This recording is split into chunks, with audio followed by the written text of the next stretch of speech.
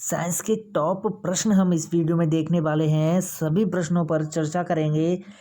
सबसे पहला प्रश्न है कि शब्द पायरो किससे संबंधित है। तो मित्रों, बिना समय गवाए मैं आपको बता दूं कि इसी तरह हमारे द्वारा ऐसे प्रश्न आपको उपलब्ध कराए जा रहे हैं एग्जाम पैटर्न के अनुसार। जिस तरह के प्रश्न व्यापम परीक्षाओं में पूछता है तो रट डालिएगा बिल्कुल। हर वीडियो हमारा महत्वपूर्ण है, सभी प्रश्न सिलेक्टेड हैं। तो इसका सही जवाब है कि शब्द पायरो भाई आग से संबंधित है। अगला प्रश्न है कि स्थिर ताप पर हम उस दिन ठंड महसूस करते हैं जब आपेक्षिक आर्द्रता कैसी होती है। तो हमेशा याद रखें, अगर ताप स्थिर है और हम उस दिन ठंड महसूस अगर कर रहे हैं, ठंड अगर महसूस कर रहे हैं तो इसका अर्थ है कि आपेक्षिक आर्द्रता उस दिन 25% है। ओके। अगला प्रश्न है, देखिएगा कैसे व्यवहारिक प्रश्न है, सामान्य जीवन से जुड़े हुए प्रश्न है। इसी तरह के प्रश्न व्यापम पूछता है। आधे से ज्यादा प्रश्न इसी तरह से होते हैं। प्रश्न है कि मिट्टी के घर गर्मियों में ठंडे, सर्दियों में गर्म होते हैं, ऐसा क्यों होता है। भाई, आम आदमी को ये प्रश्न शायद इसका जवाब पता हो सकता है। इसका सही जवाब है कि मिट्टी के घर गर्मियों में ठंडे, सर्दियों में गर्म इसलिए होते हैं क्योंकि मिट्टी ऊष्मा की कुचालक होती है। अगला प्रश्न है, भले बुजुर्गों को पूछ लीजिएगा, इसका जवाब वे सही बताएंगे, लेकिन हमसे गलत हो सकता था, काफ़ी लोगों से गलत हुआ भी होगा। प्रश्न है कि शहद की मात्रा किस पर निर्भर करती है। बहुत ही अच्छा प्रश्न है। तो हमेशा याद रखिएगा, शहद की जो मात्रा होती है वो पशु वर्ग पर निर्भर करती है। अगला प्रश्न है कि विज्ञान सीखने में भाग लेने की औपचारिक विधि कौन सी है। तो हमेशा याद रखिएगा कि विज्ञान सीखने में भाग लेने की औपचारिक विधि है कक्षा में निर्धारित पुस्तकों से सीखना। अगला प्रश्न है कि निम्न में से कौन सा प्रक्रम गुरुत्वाकर्षण पर निर्भर करता है। तो गुरुत्वाकर्षण पर निर्भर करता है संवहन। ओके, विकल्प बी इसका सही जवाब है। प्रश्न है कि बर्फ को पिघलाने में जो ऊष्मा प्रयोग की जाती है वो कौन सी ऊष्मा होती है। हमेशा याद रखिएगा कि बर्फ को पिघलने में जो ऊष्मा प्रयोग की जाती है वो है संगलन की गुप्त ऊष्मा। मैं आपको एक और प्रश्न बता दूं कि बर्फ से संबंधित ये प्रश्न भी बनता है जिसका जवाब आप मुझे बताएंगे कि अगर बर्फ पिघल रही है तो यहाँ पर कौन सा परिवर्तन हुआ है, भौतिक परिवर्तन या रासायनिक परिवर्तन। बर्फ का पिघलना कैसा परिवर्तन है, भौतिक परिवर्तन या रासायनिक परिवर्तन, बताइएगा।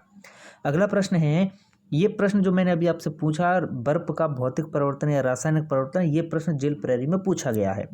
प्रश्न है कि परितंत्र में ऊर्जा का प्रवाह हमेशा किस तरह से होता है। हमेशा याद रखें कि परितंत्र में ऊर्जा का प्रवाह हमेशा एक दिशात्मक होता है। प्रश्न है कि पहाड़ी क्षेत्र में पानी 95 डिग्री सेल्सियस पर उबलता है तो फ़ारेनहाइट में यह तापमान कितना प्रदर्शित होगा। तो भाई, फ़ारेनहाइट में यह तापमान 203 फ़ारेनहाइट प्रदर्शित होगा। प्रश्न है कि शरीर द्रव में तैर सकता है जब उत्प्लावक बल कैसा हो। देखिएगा, उत्प्लावक बल से संबंधित एक प्रश्न पिछले वीडियो में भी आया था। ओके, जहां हमने आपको क्या है बताया भी था कि ये काफ़ी महत्वपूर्ण है। वो प्रश्न कैसे था, मैं पिछले प्रश्न के बारे में चर्चा की लेता हूँ। प्रश्न था कि द्रव में एक वस्तु पर उत्प्लावक बल हमेशा किस दिशा में कार्य करता है। तो मैंने बताया कि द्रव में हमेशा उत्प्लावक बल ऊपर की दिशा में कार्य करता है। ओके, अब प्रश्न है कि शरीर द्रव में तैर सकता है जब उत्प्लावक बल उसके भार के बराबर हो। ओके, विकल्प डी इसका सही जवाब है। और द्रव में उत्प्लावक बल किधर कार्य करता है, ऊपर की ओर कार्य करता है। ओके, तो दोनों प्रश्न क्लियर हैं। आगे बढ़ते हैं। अगला प्रश्न है कि वैज्ञानिक दृष्टिकोण का अर्थ क्या होता है। अच्छा प्रश्न है। तो इसका सही जवाब है भाई कि वैज्ञानिक दृष्टिकोण का अर्थ है निष्कर्ष लेने से पहले प्रश्न उठाना और तार्किक ढंग से सोचना। यही वैज्ञानिक दृष्टिकोण का अर्थ होता है। क्या, निष्कर्ष लेने से पहले प्रश्न उठाना और तार्किक ढंग से सोचना ही वैज्ञानिक दृष्टिकोण है। आगे बढ़ते हैं। अगला प्रश्न है कि सुई के समान हरी पत्तियां पाई जाती हैं किसमें। आसान सा प्रश्न है। सुई के समान हरी पत्तियां पाई जाती हैं पाइन में। किसमें? पाइन में।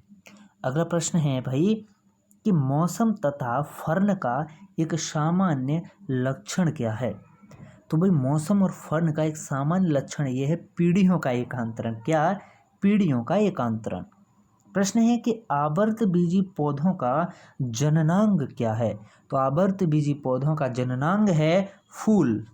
प्रश्न है किस प्रधानमंत्री ने हमारे देश में भारतीय नागरिकों में वैज्ञानिक दृष्टिकोण विकसित किया है?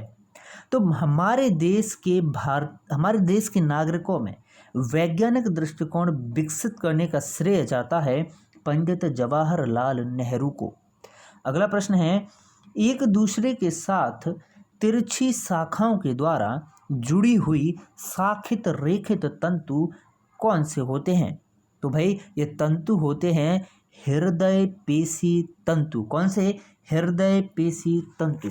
अगला प्रश्न है कि मिश्रण के संदर्भ में कौन सा कथन भाई बिल्कुल सही है? हमेशा याद रखें कि मिश्रण एक सरल पदार्थ के रूप में अलग किए जा सकते हैं। मिश्रण को क्या है, हम सरल पदार्थ के रूप में अलग कर सकते हैं। वही क्या है भाई? मिश्रण है। ओके, ये मिश्रण के संबंध में बिल्कुल सही कथन है। अगला प्रश्न है कि निम्न में से नॉर्मलता के विषय में गलत कथन आपको बताना है। यहाँ पर नॉर्मलता के विषय में गलत है कि तनुकरण करने से नॉर्मलता बढ़ती है। अगला प्रश्न है कि पानी के क्वथनांक के बारे में कौन सा कथन यहाँ पर सही है? तो हमेशा याद रखें पानी के क्वथनांक पर पानी का वाष्प दाब वायुमंडलीय दाब के बराबर होता है। ओके, पानी के क्वथनांक पर क्या होता है? पानी का जो वाष्प दाब होता है ना, वो वायुमंडलीय दाब के बराबर होता है। तो मित्रों, इस वीडियो में हमने साइंस के टॉप 20 प्रश्न देखे।